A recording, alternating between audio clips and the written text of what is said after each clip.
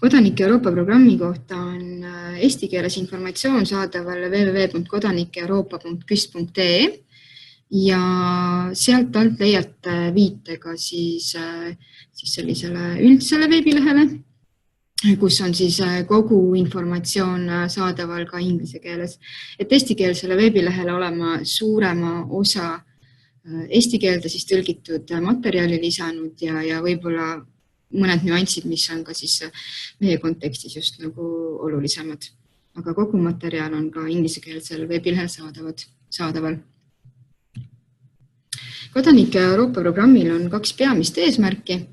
Ühest küljest suurendada kodanike teadlikkust ajaloolisest mälust ja ühistest väärtustest, eelkõige siis Euroopa Liidu kontekstis, ja samas edendada demokraatlikku kodaniku osalust Euroopa Liidu tasandil.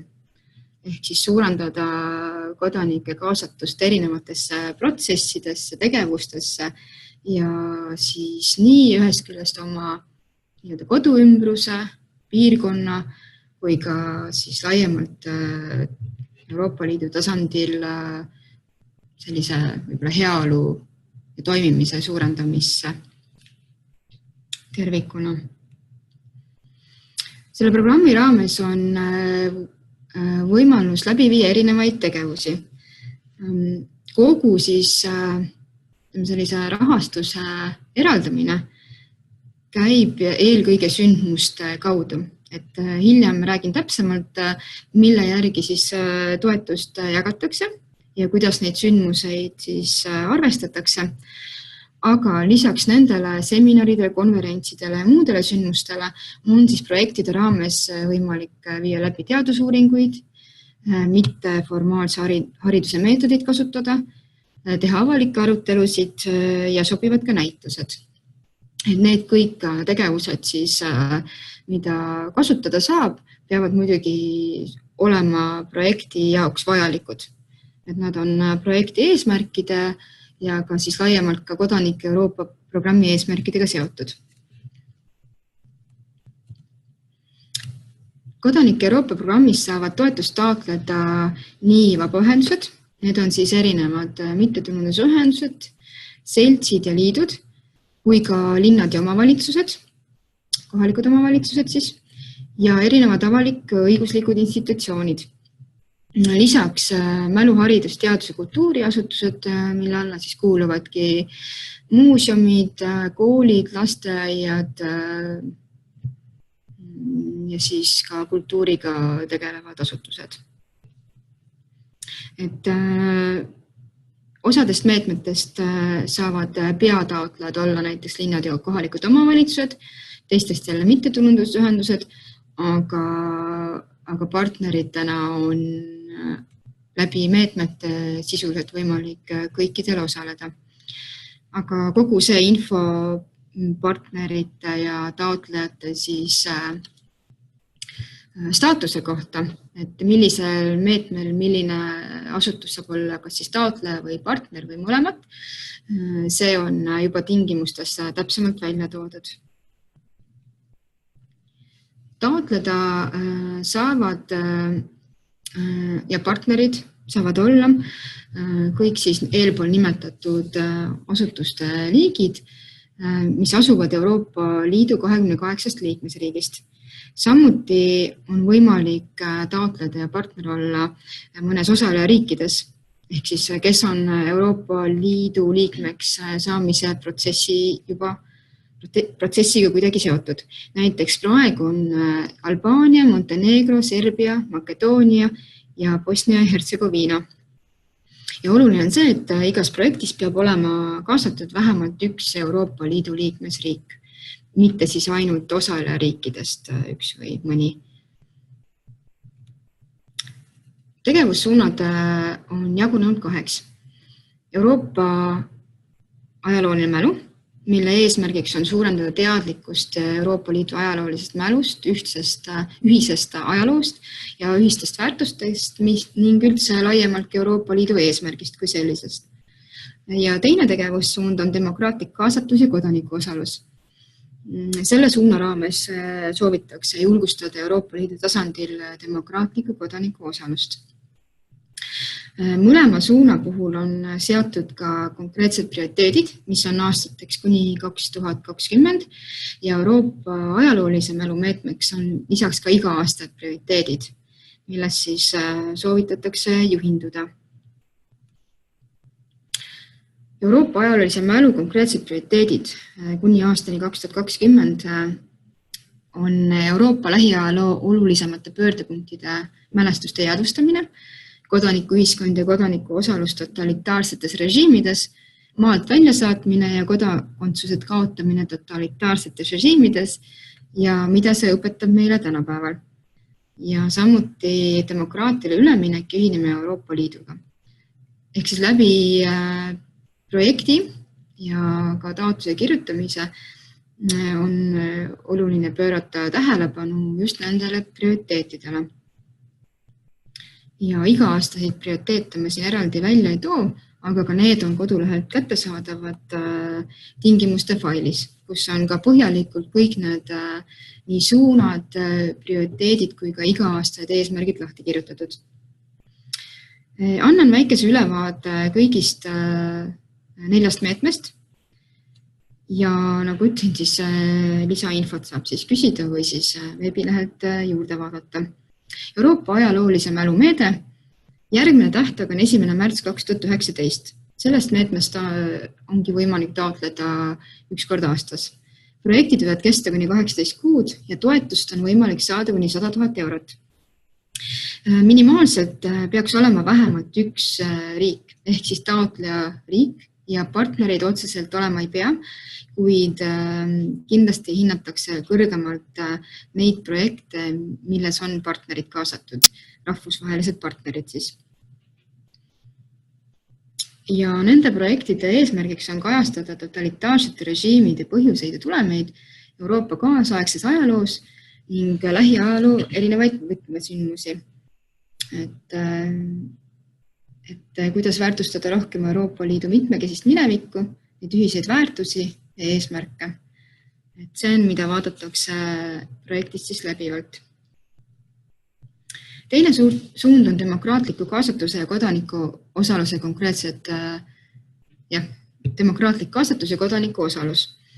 Selle prioriteedid on seotud euroskeptitsismiga, solidaarsusega kriisi ajal ja sisserändajate temaatikaga.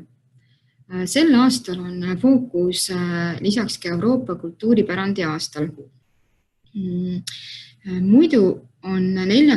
prioriteediks Euroopa tuleviku temaatika. Aga sellest oli võimalik siis ka sel aastal projekti esitada ja on veel siis 3. septembri tähtajal võimalik seda teha, aga prioriteet on just Euroopa kultuuripärandi aastale seatud. Sõpruslinnade meetmelt on võimalik toetust taotleda eelkõige kohalikel omavalitsustel ehk siis linnadel ja valdadel ja muudel sarnastel asutustel. Järgmine tähtaeg on 3. september 2018 ja peale seda 1. märtsil 2019. Selle meetme raames on võimalik läbi viia selline sündmus, mis kestab maksimaalselt 21 päeva ja toetust saab taotleda kuni 25 000 eurot. Minimaalselt peaks osalema vähemalt 2 riiki. See tähendab seda, et teil võib olla partnereid ka rohkem, aga nad peavad olema vähemalt siis 2 riigis. Nii taotleja kui ka partner siis arvestusse võttes. Meede toob kokku kodanikke ja eksperte eesmärgiga edeneda osalemist poliitilistes protsessides, arendada kodaniku ja üldse ühiskondlikku aktiivsust, vabatahtlikku tegevust ja kodanike teadlikkust. Linnade võrgustikud. Samuti on võimalik taotleda sisult 2 korda aastas. Esimene selle aasta tähtaeg on möödas, järgmine 3. september 2018 ja peale seda 1. märtsil 2019. Need on juba palju sellisemad pikemad projektid ja kesta võivad kuni 24 kuud, ehk siis 2 aastat. Ja toetust saab taotleda kuni 150 000 eurot. Minimaalselt peaks osalema vähemalt 4 riiki. See meede ongi mõeldud siis pikaajalisema ja sellise sügavama koostöö edendamiseks. et projektid, mida algatatakse, oleksid jätkusuutlikud ja pakuks siis nendele partneritele, taotlejale pikaajaliselt huvi ja selle koostöö tulemusena oleks võimalik nii siis häid tavasid vahetada kui ka neid siis rakendada. 4. meede on kodanikuühiskonna projektid, mille tähtaeg on 1 kord aastas. Selle aasta tähtaeg on möödas, aga järgmisel korral on võimalik taotlus esitada 1. märtsiks 2019. Et mõnes mõttes tundub, et siin on palju aega ja ongi, aga samas, kuna need projektid on ka sellisemad pikemad ja eeldavad juba suuremat koostööd, siis on täitsa paras aega hakata nende peale mõtlema vähemalt. Projektid võivad siis kesta kuni 18 kuud ja toetus saab samuti kuni 150 000 eurot. Ja minimaalselt peaks osalema vähemalt 3 riiki. Kodanike kaasamine, riikide vaheline partnerlus, võrgustike edendamine ja üldse siis Euroopa Liidu poliitika kujundamise protsesside arutelude, arvamuse kogumise, levitamise ja heade praktikate vahendamise soodustamine. Mainisin üsna alguses, et toetust jagatakse sündmuste kaupa. Ja siin on toodud tabel. Selle tabeli järgi on võimalik siis arvestada projektile küsitava toetuse suurust, nii Euroopa ajaloolise mälu, linnade võrgustike kui ka kodanikuühiskonna projektide jaoks. Et kui teil on plaanis viia läbi üks näiteks seminar, kus on ütleme, suurem konverents, kus on 151 inimest ja teil on kokku koos partneritega 4 riiki, ehk siis partnerid on koos teiega 4 riigist, siis teil on võimalik toetust saada selle konkreetse sündmuse jaoks 27 720 eurot. Ja samal moel tulekski välja arvutada kõikide sündmuste maksumus ja seda saab lisada elektroonilisse taotlusvormu, mille lõpptulemusena arvestataksegi kokku lõppsumma, kui palju te toetust konkreetsete sündmuste läbiviimiseks küsida saate. Ja kuigi siis see arvestus käib sündmuste kaupa, siis nagu ma mainisin, siis tegelikult on võimalik ka eelpool mainitud erinevaid tegevusi läbi viia. Et lisa sellist eelarvet ei küsita ja ei olegi vaja. See on muidugi oluline, et see on teie enda jaoks ja partnerite jaoks olemas, aga kõik muu arvestus, kui palju teil sündmuse jaoks kulub ja kui palju muude tegevuste jaoks, mis toetavad tegelikult neid nii siis kodanike Euroopa programmi kui ka projekti eesmärke, et see on teie enda siis otsustada kokku leppida. Programmi raames on arvestatud nii, et kogu toetus ei katta tõenäoliselt projekti maksumust ja tõenäoliselt tuleb ka endal oma osalust kasutada, kuid selle maht ja suurus ja viis ei ole tegelikult kuskil välja toodud ja te ei pea seda ka kuskil esitama, aga nii on arvestatud, et sellest summast ei peaks välja tulema. Võib juhtuda nii, et tulete välja, et see on okei, et sellest ei juhtu midagi. Oluline on see, et projekt on hästi ja efektiivselt läbi viidud ja vastab sellele, mida te olete alguses planeerinud. Või seal võivad muidugi ka muutusi olla, aga et ta tegelikult vähemalt oma osalejate arvu ja sündmuste ja muude selliste mõõdetavate detailide osas on enam-vähem sama. Sõpruslinnade puhul on kindlasummaline tasu natukene erinev, kuna tegu on siis 1 kuni 21 päeva kestva sündmusega. Põhimõte on sama, aga tuleb arvestada siis osalejate arvu raames.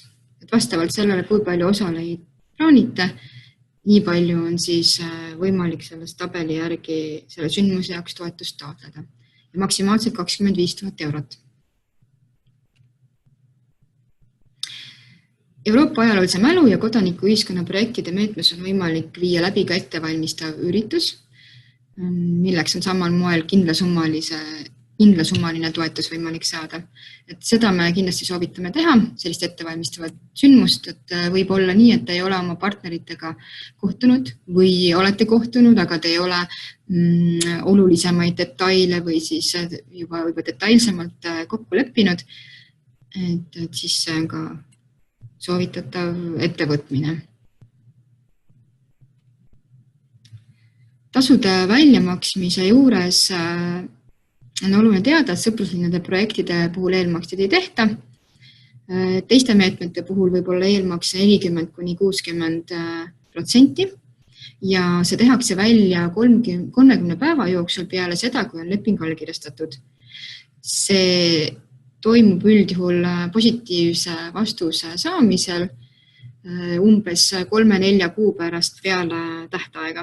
Ehk siis, kui tähtaeg on 1. märts, siis vastus tuleb kuskil juuni-juulikuus ja umbes samasse vahemikku, siis natukene hilisemasse kuni +30 päeva jääb ka siis makse tegemine. Ja lõppmakse tehakse peale lõpparuande heakskiitmist. Kõige olulisemaks hea projekti puhul peetakse tegevuskava kvaliteeti, et on näha, et tegevuskava on hästi kokku pandud, sündmused, tegevused toetavad üksteist just nende teie poolt ja programmi poolt seatud eesmärkide saavutamiseks. Ja kindlasti võrreldakse ka seda, et projekt oleks kooskõlas programmi enda eesmärkide ja tegevussuunaga. Kuidas teda levitate ja kui suur on mõju ja kodanike kaasatus on samamoodi olulised kriteeriumid, mida siis projektide hindamisel vaadatakse.